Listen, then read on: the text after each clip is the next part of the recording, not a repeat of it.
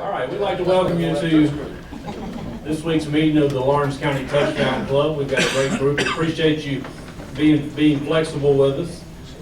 This was a last minute change, and it looks like we've got everybody here. So we're thankful for that.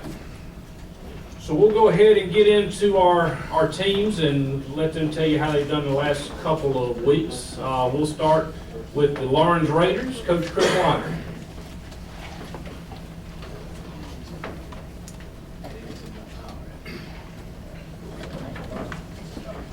Let me first go ahead and just recognize the players we got with us today.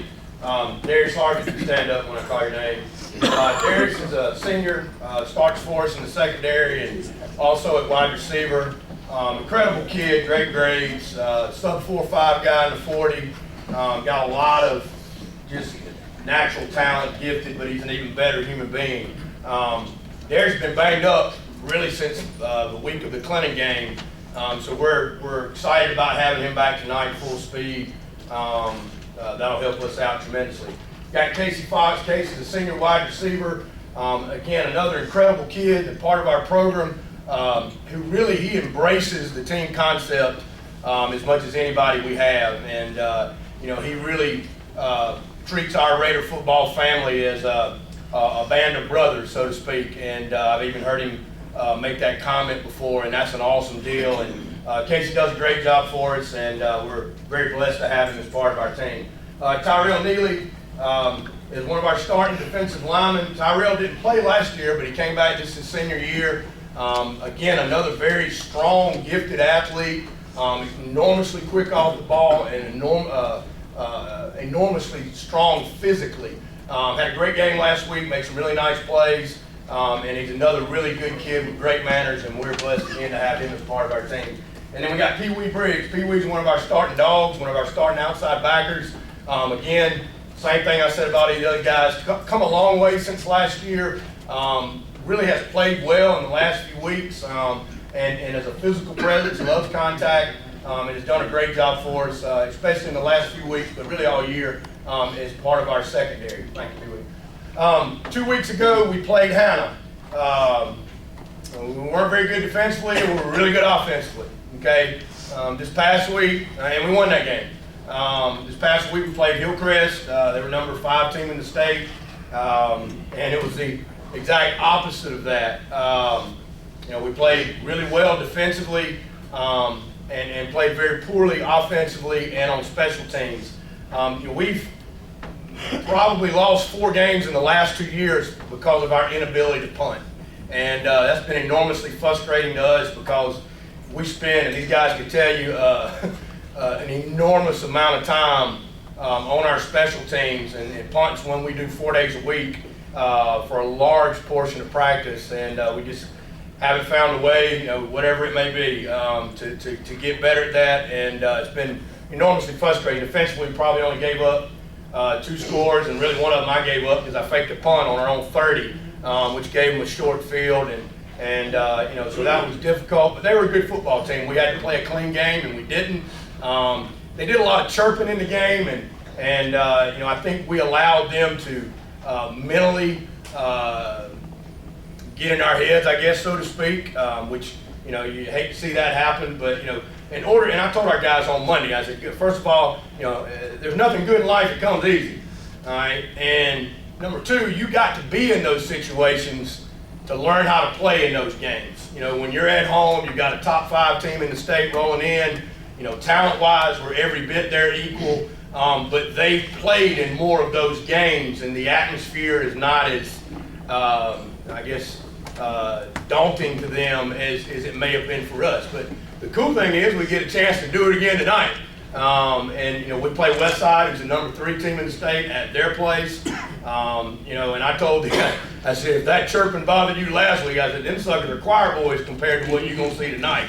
So, we get an opportunity to go up there and play them. And, again, that's what it is. It's an awesome opportunity. Most people don't give us a chance in hell, and how cool is that, to have an opportunity to go up and play a team that has really come on in the last 2 years and And we got a great chance tonight. We got a great scheme on both sides, so we're excited about playing. Westside presents a tremendous challenge there. If you're a football purist, you would love to watch them play, especially if you could put the mute on your volume. Then you would really enjoy watching them play. They're very simple. They line up in the 3-4. They don't ever stunt, ever. They play the 3-4. That's it. They play one coverage, and they just get after your rear end. And I think in the days of the Madden and the Xbox, everybody thinks they got to run double-edged stunt, corner blitz, Mike Fire, and they line up in the 3-4, and they just whip your butt. And it's as simple as that. Offensively, same thing. They just line up, run the zone, throw a couple passes here and there. The quarterback's athletic, can move, and he's a good passer. Got a good running back, and good up front. That's it. They're extremely vanilla, but they remind me of the old Chuck Noll Pittsburgh Steelers teams. They run about 4 or 5 plays, and they just better at you. They're better at them than you are at trying to stop them, and the same thing defensively. But I think watching them has been a good lesson for our guys to see that football is won by the fundamentals, and it's won by the small things. Not being lined up wrong that far is the difference between a touchdown and a 2-yard loss a lot of times. And sometimes I think those things kind of go over the top of your head if you're not careful. And so I think this was a really good week to see these guys, and we're excited about having an opportunity to go play tonight. Thank you. All right, next up, Coach Todd Kirk and the Laurens Academy Crusaders. Thank you very much. Hey, this is a very nice facility. Is that guy still in here? I appreciate y'all getting here. First time I've been here, but it's very nice. Always appreciate what the Touchdown Club does. I heard my friend Rod Holmes send a picture around last time I was here, and that was a long time ago. A little more hair. It had to be a long time ago if I had hair, right there. Yeah, no doubt. Whatever. Anyway, I was away. We were away. I was away last time. I apologize and missed it. And matter of fact, then we had King would not play that night. But since then, we've that was before King. I'm sorry. Carolina Academy. Last week we played down in Lake City. A pretty good little trip down there. And what we battled all year is playing defense. We've battled it all year and gave up a lot of points. Gave up a lot of points late. It was tight early, but the number of players were out of gas. And we've done that. It has been a frustrating year, and it happened again. And you know what? We've got 2 great football teams coming in here tonight and one next week. And you know what? I'm going to be staring at that same number. And I tell these guys not to cry about things, and I'm not going to cry about it. But it's hard looking back and knowing where I'm at. It really, really is. I'm a realist in saying that. It's frustrating. But you know what? I appreciate the fact that they continue to fight. They really do. They continue to fight. And you know what? They fight when it doesn't look good. And, as many coaches get up here and say, life is never perfect. It just isn't. You just fight. You fight, and I appreciate them. And I got a lot of limpers right now. It seems like that because I don't have anybody backing up, so they limp and they play. And I appreciate their effort at that. And that's where we are. And when I look around at these other coaches, you know what? They're the same way. I know this, toward the end of the season, you get to where when you sit down places, you get the stares and you start staring. And I've seen Coach Webb, he's just staring. I've been right where he's at. Hadn't started coach much, but I've stared at Harold, they just start staring. They say, you know what, how can we get a first down? And it's hard, and everybody wants a first down. And you're trying to say, well, you know what, let's put this chicken salad together and see if we can do that. And that's where we are. And let me say this, support them now, man. Support them now. It's a hard game. It's supposed to be hard. That's the great thing about football. It's hard. But just know that. Anyway, I've got 2 defensive ends. It's gotten better. I moved a guy from defensive tackle to defensive end. And one thing defensively that I'm better at is containing. All right? Now, the rest of it in there, I'm really struggling with. But I'm containing better. All right? Will Price, stand up, and Joshua Moore. Both of them are underclassmen. They're not seniors, which I'm thankful for, but they've both done a wonderful job. Very coachable young men, and they look like defensive ends to me. And I'm finally getting somebody that sort of looks like a player in that position, so I'm thankful about that. So, and also know this, we've got a program. I'm going to stay, but I'm going to dismiss these guys when I finish here, but we've got a program at school. They've got to leave early for it. Just didn't want to be rude and let them do that. But again, we're winding down. We've got, in Wardlaw, They present me with a lot of formations, and they've got an inside zone, an outside zone, and they throw the ball well. And they've got one kid faster than all mine. So, all right, let's go play defense. That's what you do. All right, so tonight, you know what? I want to score. We've been able to score some. I want to score some more. I want to score some more. And again, I want to appreciate these guys for playing defensive end and say, you know what? If they score, let's send them in the middle. All right? And I've got tackles that's got to get better this week. So we're the part of the season. That's a grind. Support your coaches. All right? We appreciate all you've done. All right? Thank you.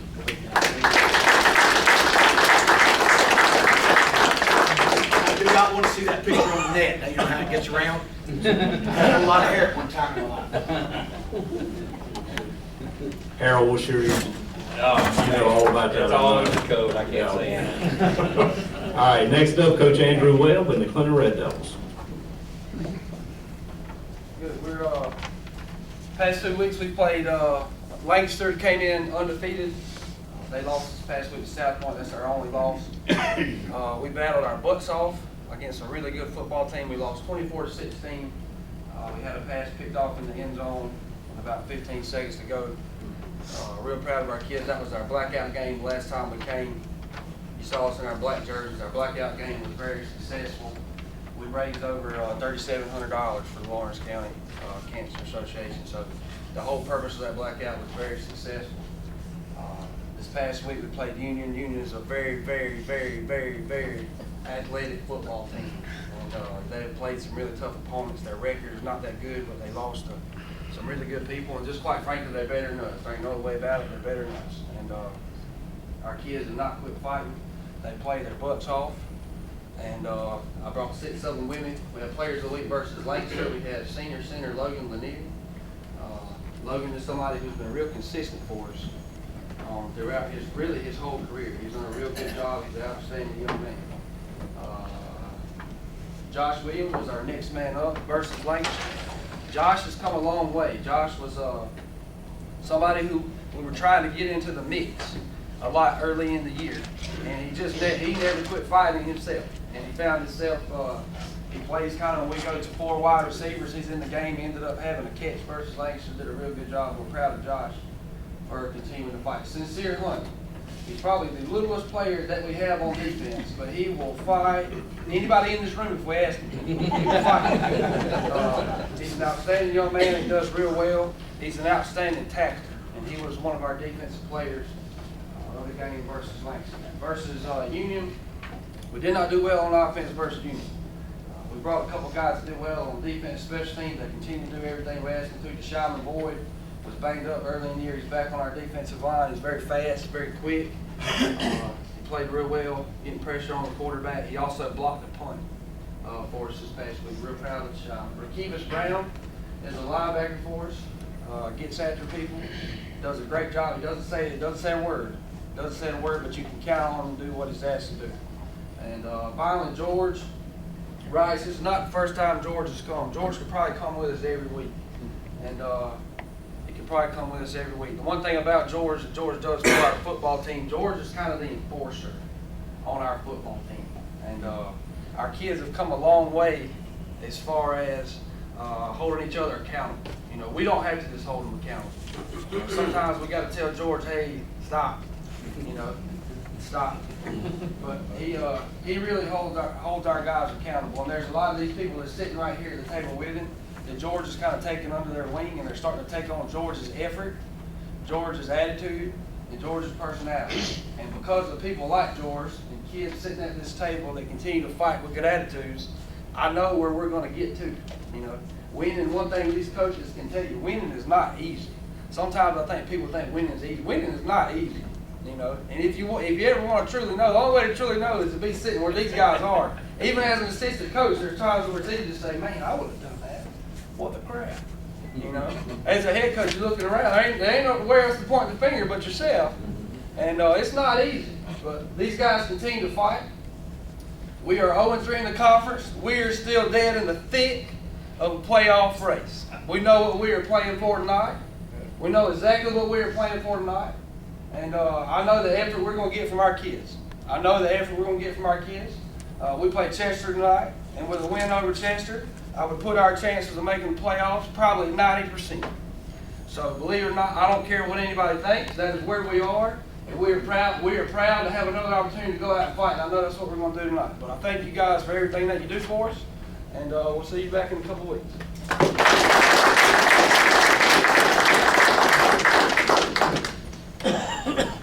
I don't know about y'all, but I'm thankful for our 3 high school head coaches. You won't find guys more energetic, more caring, that love their team and love their players more than these 3 guys. And I'm always excited to see them every 2 weeks.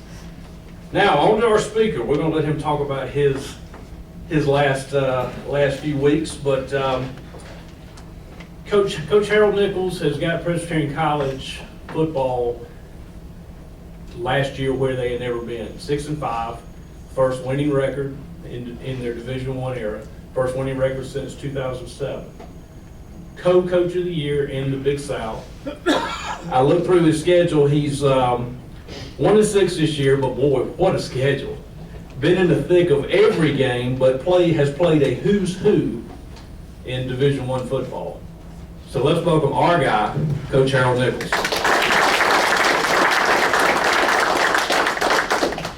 Good, thank you so much. I'm very excited about being here with you today.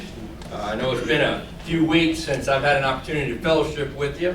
I think I missed the last meeting we had. That was right after we had those rains, and we had to get down and play Coastal Carolina. Didn't know how the roads were going to be out 20 out there on the PD, so we had to leave a little bit early and got down there. And you know, these last 3 or 4 weeks have been very frustrating. I'm gonna be honest with you. You know, we've played some really good programs. I feel like there for about 2 or 3 weeks, and I know Coach Kirk and Coach Liner and Coach Webb went through the same things with that weather. I felt like somebody just stood me out in my front lawn and just kind of sprayed me down with a water hose for about 5 hours. You know, I mean, we were up there in Cullowhee when that rain came, and we're up there. We're winning 21-20 with 11 minutes to go in the game against a really good team, a team that's beat Wofford since, and I think they're 3-1 in the Southern Conference, so they're proving to be a really good football team. Went on the road, played Coastal Carolina, the #1 team in the country, who is Coach Mobley and his staff. They've done an unbelievable job building that program. This is their last year in the Big South. They are making the transition to FBS like Appalachian State, Georgia Southern did 2 or 3 years ago. And trust me, they're very ready for that jump. All right, they're an outstanding team, very talented. Very proud of the way our kids battled, fought them tooth and nail. We were down, I think, 12-3 or 12-6 at halftime. We stayed a 1-score game for most of the game. We made a stop on 4th down at midfield. I was a little shocked that they went for it on 4th down. We're down by a score. Defense made a great stop on 4th and less than a yard. Got the ball back, made a couple of plays, ended up getting down to 1st and goal on the 9-yard line with about 43 seconds left. I burned my timeouts on defense, so we had to throw it 3 times into the end zone there, and we're unsuccessful, ended up losing to them 24-17. Come back home, play a really good Charleston Southern team that had beat the Citadel by 3 touchdowns 2 weeks earlier. They had beaten Monmouth 37-3. Monmouth had 9 straight 3-and-outs, their first 9 possessions of the game. So they're a very talented team. We're up 7-3 for a good portion of the game. They finally stuck one in against us. We had 2 shots with it to get a drive going there in the 4th quarter and couldn't make it happen. Ended up losing the game 10-7. So, you know, we've been in every football game. I know Coach Liner talked about have to work on a punting game. Well, we've punted a lot, so we're pretty good at it over there at PC. And, you know, we've struggled some offensively. There's no doubt about it. Getting first downs and being consistent on that side of the ball. Of course, that's the side of the ball where we're the youngest. You know, we've got to kind of build our offensive line back. You know, got to have better quarterback play. We've got a really good back. He's the 3rd leading rusher in the country. Darrell Bridges, a young man that has done well each and every week. But it has been a frustrating 3 or 4 weeks. You know, last year, you know, we were able to make some plays in the 4th quarter. You know, a lot of those games hung in the balance the same way last year. And We were fortunate enough to make some plays and win some big games. We had 2 or 3 top 25 wins last year, and you know, those plays are kind of going against us right now. And but we're hard at work. I've got a lot of resolve as the head coach, a lot of belief in what we're doing. We've got good culture and good character in our locker room. Those young men, they show up every day and they come to work. They show up every Saturday afternoon, regardless of the odds. Regardless of the odds, they show up and they fight every Saturday. And so I can really relate to Coach Webb and Coach Liner and Coach Kirk, what they talk about, the love for their kids and the sacrifices that they make. I want to thank the Touchdown Club for having me here. I really do. And you know, I'm really honored that you guys would have me and come be the featured speaker, and I really appreciate that. I don't take it lightly.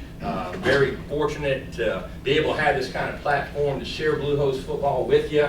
I was in Orangeburg yesterday visiting with Coach Pugh and Coach Jeffrey, spoke at their Touchdown Club down there, and you know, they do something very similar to us. You know, they've got sponsors that are on the back of this pamphlet. And, you know, we couldn't do what we do without these folks that invest back in their community. You know, shop Laurens first. You know, you need to support these people that invest in their community. That's a big part of it. You know, so we can come and celebrate these young men and their accomplishments every other Friday afternoon. It's a great thing. You know, we're investing back in our young people, and that's what these kind of organizations do. Appreciate all these high school coaches, all right, and what they do for our community. Sometimes I think as a society we get caught up in wins and losses too much, and our self-worth and the end of a score on a Friday night or a Saturday afternoon. With really what football does, you know, you're part of something bigger than yourself, and the lessons that you learn being on the team, being a part of something special. And these coaches have programs that I would want my son to be a part of. My son Cameron, he's a 9th grade JV football player at Clinton High School, and every day that young man goes and practices in the afternoon. He's played, I think, about 3 or 4 snaps all year. All right, he's the smallest guy on the field. He's about this tall. All right, but he loves being a part of Red Devil football, and I appreciate Coach Webb and I appreciate his staff mentoring my son, helping me raise my kid. In that kind of atmosphere. That's what it's all about. That's what coaching is. That's what coaching is. In the grand scheme of things, 30 years from now, they're not going to know what my record was in 2015. But when that young man that I'm coaching right now, that I've recruited to come to PC, calls me back and says, "Hey, Coach, you know, I got that job that I've always wanted," or "Hey, I just had my first kid," or, you know, those are the things that make coaching special to me. And I appreciate all these coaches and the programs that we run here. There's nothing like Friday Night Lights. Nothing like it. I'm going to be at the Clinton game tonight. My daughter's on the homecoming court. I get to drive in the parade this afternoon. I get to be a dad today, and I'm excited about that. I really am. I don't have to be Coach Nichols for PC Blue Hose today. I can get to be Cassie's daddy, and I'm excited about that. Looking forward to going and seeing that. I stand here on behalf of Dr. Bob Staten, our president, who was named the 18th president of our university or our college this past summer. This is our 136th year of academic years.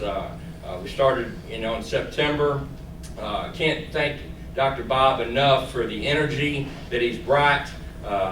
His wife Phyllis is here. Phyllis, raise your hand. Y'all put your hands together for Miss Phyllis. I'm telling you what, she's been unbelievable coming in and joining our family. She's been great with our students, our young men and our young women there, and can't thank her enough, and really looking forward to Dr. Bob's leadership as we move forward. There's a lot of great things we've got going on our campus, and a lot of positive energy. We've got a very talented faculty and staff there, and very proud to be a part of that. You know, one thing about, and I talked to you guys a little bit about this at the beginning of the year, I really think a big part of us making the transition to Division I has been our conference affiliation. You know, being a part of the Big South Conference like we are, that's been a big plus for us. You know, it's good football. It's probably the second best league in the United States outside of that league that North Dakota State's in, and they won the last 4 national championships. Last year, our conference, we were 24-7 against outside FCS competition. We were 9-2 against the Southern Conference last year. And again, you know, that has raised our profile. It's raised our profile nationally. It's helped us in recruiting. You know, and we've gone from a conference with little to no respect to a conference that has really raised some eyebrows. And we're very, very fortunate to be a part of that conference and all that goes with that. We've been able to do this. We've been able to make this move to Division I and not lose our identity, not lose who we are. This past spring, we had our highest cumulative grade point average on our football team since I've been the head coach. When I came here in 2009, we had our highest spring GPA. Very proud of the way that those kids compete in the classroom, because what happens is, in a place like PC, you got to compete on the field at the highest level, but you also got to compete in the classroom.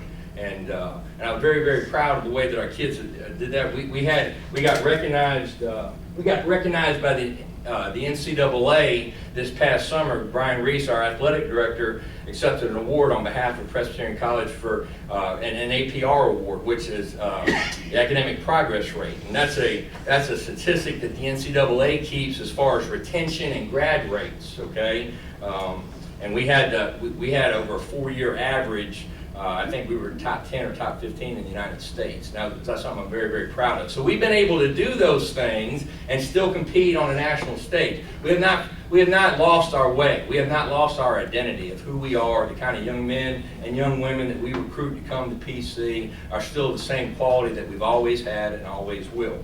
I also keep up with Justin Bethel. You know, I talk about Justin Bethel all the time. Just made a second Pro Bowl last year. He had a pick 6 against the 49ers a couple weeks back, and he's having a great year. He's in his 4th year in the league. Very proud of Justin and the positive media coverage that he gets, you know, representing Presbyterian College in the National Football League. And just so proud of him and what he's been able to do and who he is and what he represents.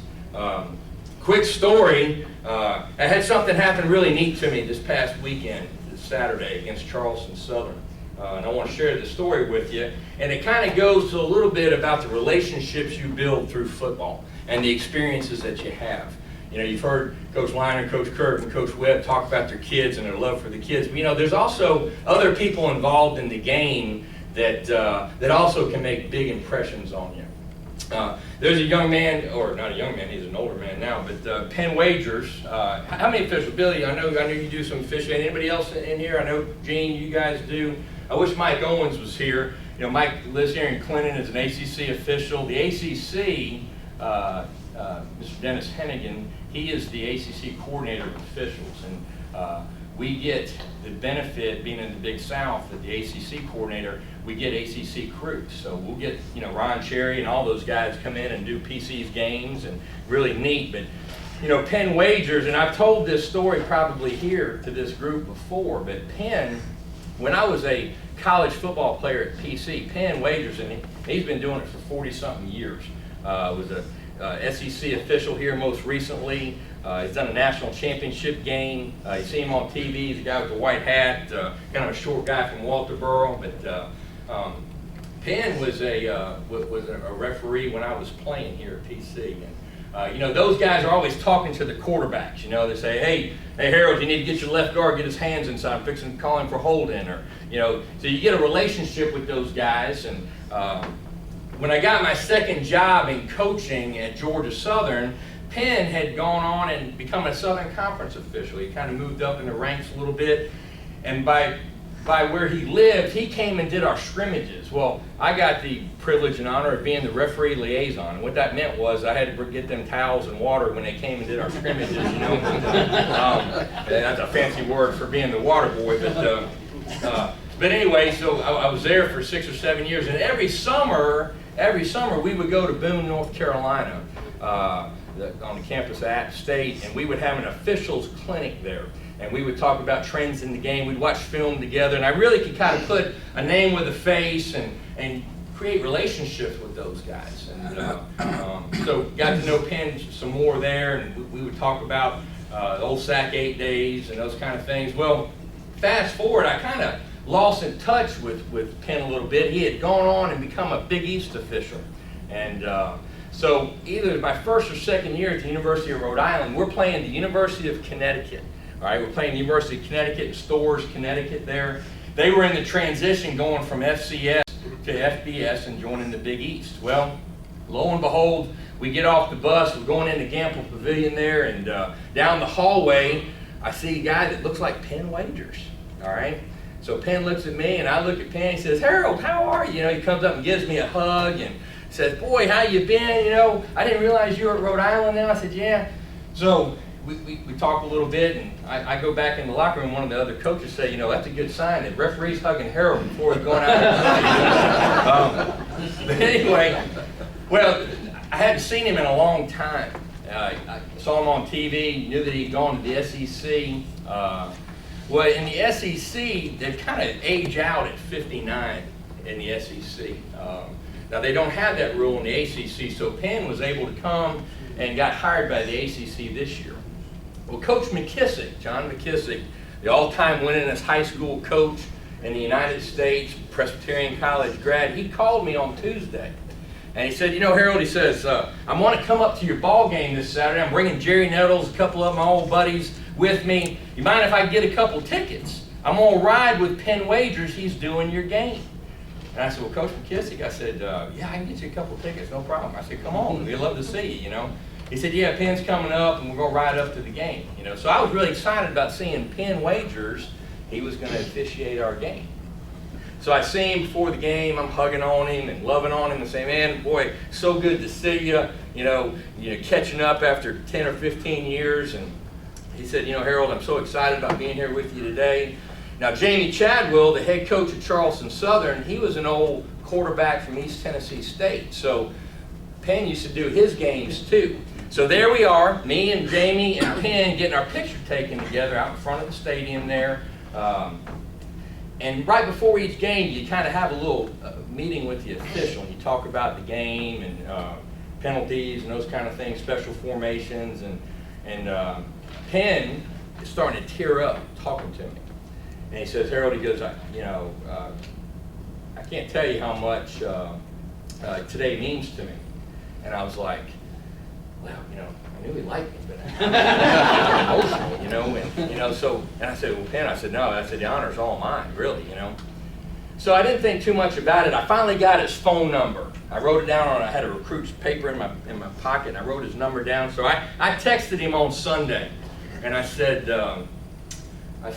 "Penn, you know, so good to see you. All the best to you and your family. You know, looking forward to catching up again." So he calls me right back. He said, "Harold," he said, "you know, I don't know if you knew this or not." He said, "I really haven't shared it with a lot of people." He said, "But, you know, that was my last game refereeing." He said, "When I saw this game on the schedule," he said, "my knees are bad. I can't get up and down the field like I once did." And he said, I know it was going to be you and Jamie there, and, you know, y'all like my own." He said, "And I wanted to have my last game be at Bailey Memorial Stadium, back where I started when I was a SAC 8 official, and with you and Jamie."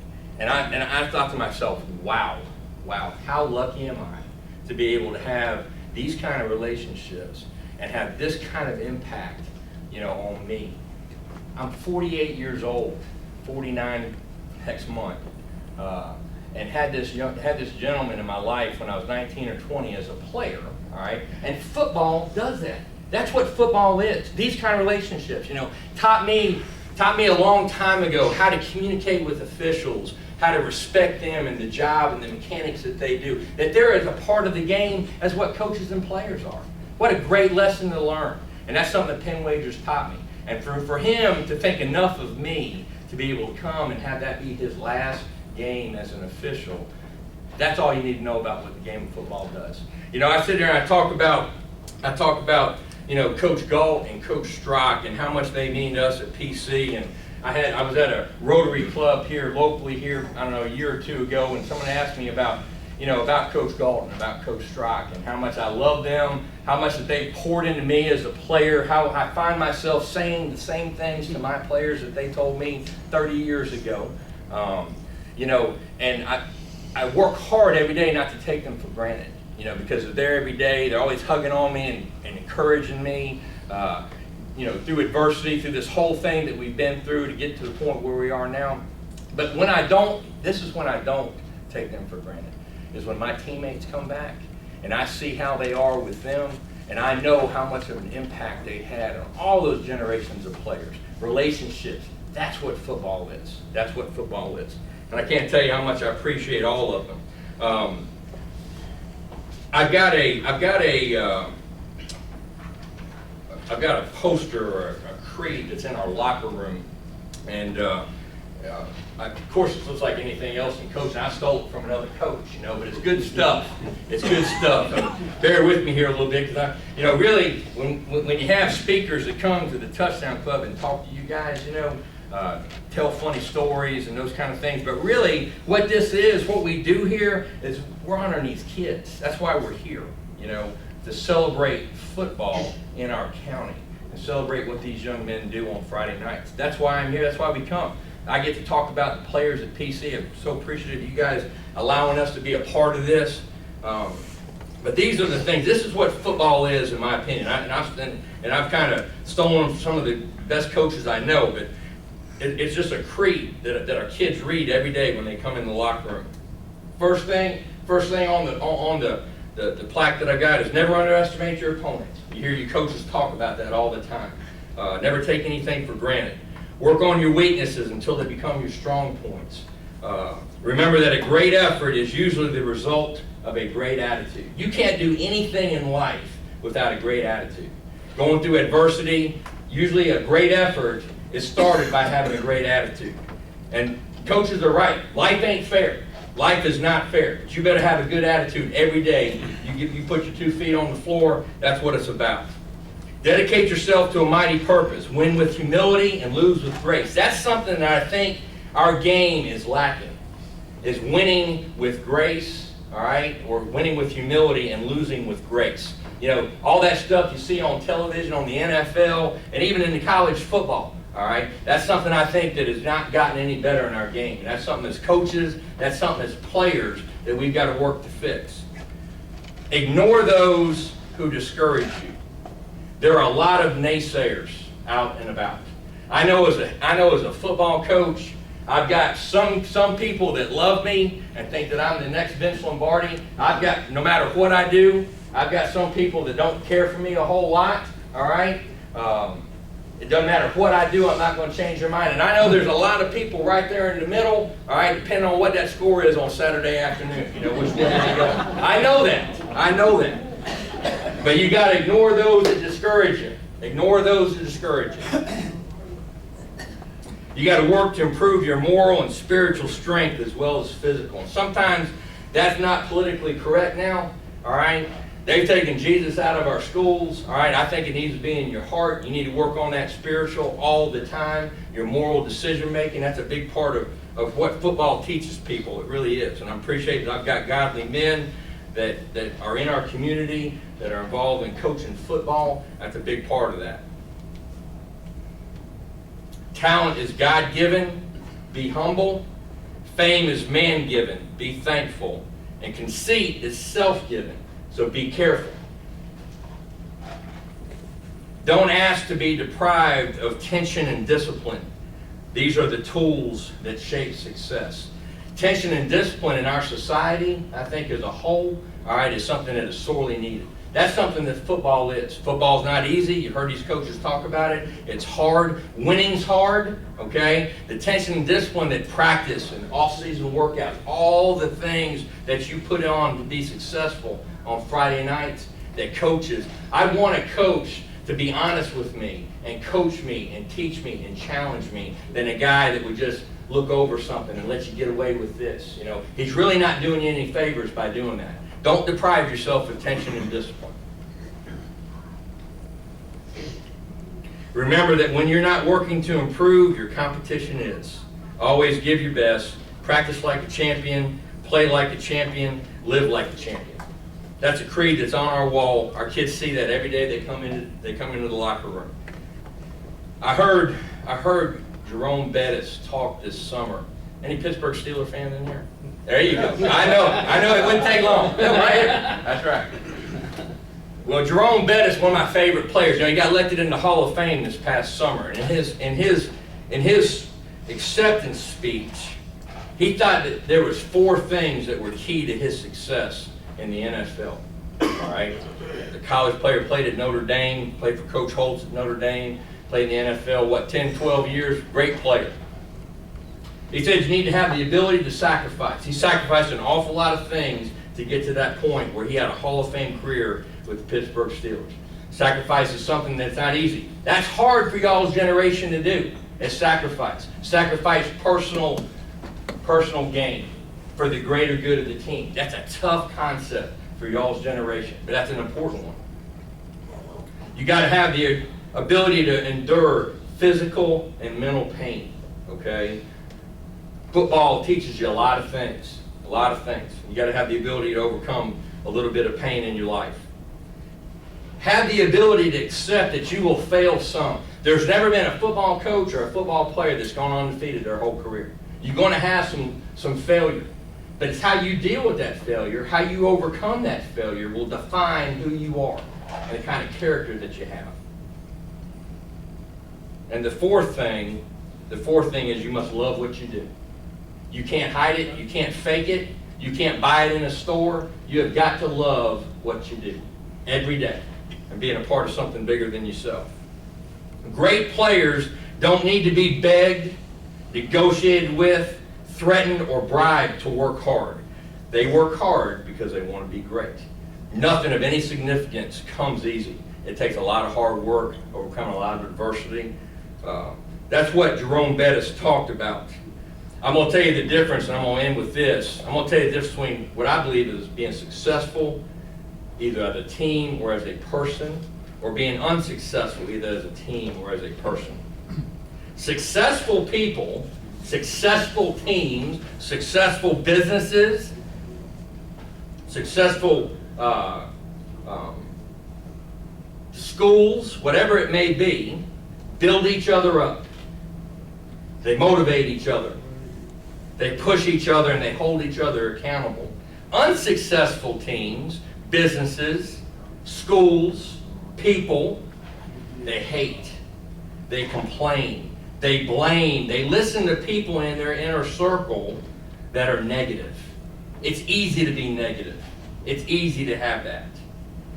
I call them the fellowship of the miserable. Usually the man who complains about the way that the ball bounces is likely the one that dropped it in the first place, okay? You understand what I'm saying? Fellowship of the miserable. Stay out of that. Have a positive attitude. And I don't care about these guys. I'm talking to y'all now, all right? And if you guys haven't heard anything that I've said up to this point, you need to listen to me right here, because I think these are really, really important, especially the way you guys are growing up right now. You know what the most powerful button in the world is? The send button on that phone that you got. All right? That's a powerful button. All right? You guys need to be careful. All right? What you do, what you have on your phones, what you send on social media, all those kind of things. Because I'm watching. People are watching. Potential employers are watching. Schools are watching. All right? You are who you are on that stuff. All right? That is a powerful button. You better tread lightly. You better be a good decision maker, and you better surround yourself with good, positive people. All right? You guys are forced with choices each and every week, each and every day that you wake up. All right? Choices with driving a vehicle, drugs and alcohol, members of the opposite sex, all those kind of things. You guys have choices each and every day that you make. Okay? And you better be a good decision maker with them all. All right? Because like that, everything can be gone. You guys right now. You guys, most of you are seniors, you're in high school, you're on the football team, things are going good for you, you got your chest poked out in the hallways. It never gets any better than that, guys, I'm telling you. Y'all can have my 3 kids and my mortgage, I want to go back and be a high school senior. All right? I'll trade with you. But this is the best time of your life. But man, one poor decision can cost you everything. And you better surround yourself with good, positive people, because that's who you are. You are who you hang with, okay? You surround yourself with good, positive people. You'll be apt to make a poor decision. And those good, positive people, they'll pull you up out of that situation every single time. Those scrubs, those guys who got nothing to lose, they got no skin in the game, they will pull you down in that situation every single time. So, you are who you hang with. Be a good decision maker. stay away from that send button, all right? If you don't hear anything I've said up to this point, Jerome Bettis, that's a good one right there. But if you don't hear anything I've said, you guys need to listen to that, because that's an important part, because that can help you on Friday nights, that can help you all the days during the week, okay? And being who you are, being a better person. I tell you, again, you know, very, very glad to be a part of this, all right, and what you guys do. I appreciate all the people that organize this, allow us to come each and every other week to talk about high school football, a great game, greatest game ever invented, okay? I appreciate everybody in this community investing back in these young people. I'm so excited about having the best job in America. I get to be the head coach at my alma mater, a place that I love so much. I've got a lot of resolve. We have gone through some adversity these last few weeks, and scores haven't been what I wanted them to be, but so proud of our kids and how they represent us each and every Saturday. Those wins will come, there's no doubt in my mind. Very proud of all of them. It's like I told them in the locker room after that game, you know, I don't have quit in me. I know you ain't got quit in you. You know, we're not going to quit on one another. We're going to answer the bell every time it rings, and we're going to go out there to the center of the canvas, and we're going to throw the first punch, and we're going to keep swinging. All right? We've got a great stretch of games ahead of us. We can make a lot of hay here in the late October and early November. We're excited about it. We've had a great week of practice. Our coaches are out recruiting. We got a chance to sell a great college with a lot of great things, and so excited about being the head coach there. But I appreciate you guys having me come and be a part of this today. Billy, thank you guys so much.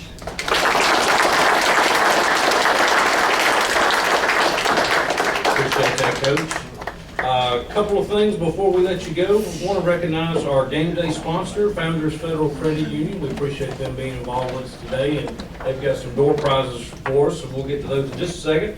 I want to talk about our speaker in 2 weeks. We had Mike Ayers on the schedule. Mike is not going to be able to be with us, but we've really got a treat for you. Coach Liner can vouch for this. We've got a gentleman that's going to speak whose name is Jason McLeod. Jason is the chaplain for Laurens High School football. He is youth pastor at Chestnut Ridge Baptist Church. But what he is most famous for is, if you've seen Facing the Giants, he was Brock. He did whatever the crawl was that went 100 yards. He is that guy. Great speaker, great man, and we are pleased to have him here in 2 weeks. So put that on your calendar, and we are now ready for some door prizes.